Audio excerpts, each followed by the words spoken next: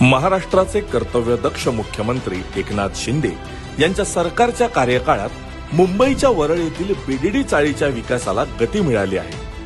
वरळीतील 121 VDD चाळींचा पुनर्विकास म्हाडाच्या मुंबई मंडळाच्या माध्यमातून केला जातो। या पुनर्विकासात 15,500 रहिवाशांना 500 चौरस फुटांचे सुसज्ज असे घर मिळणार आहे।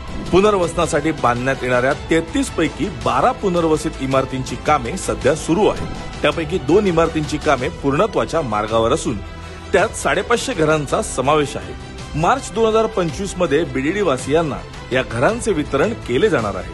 त्यानंतर पुढे प्रत्येक 3 महिन्यांनी बीडीडी वासियांना घराचे वितरण केले जाणार आहे। 2250 पोलीस कुटुंबीय 16 चाळीत राहतात। पोलिसांच्या घरांचा प्रश्न शिंदे सरकारने मार्गी लावलाय। पोलीस कुटुंबियांना 15 लाखात घर देण्याचा निर्णय शिंदे सरकारने घेतलाय। शिंदे सरकारमुळे वरळीकरांना सुसज्ज आणि हक्काचं घर मिळणार आहे।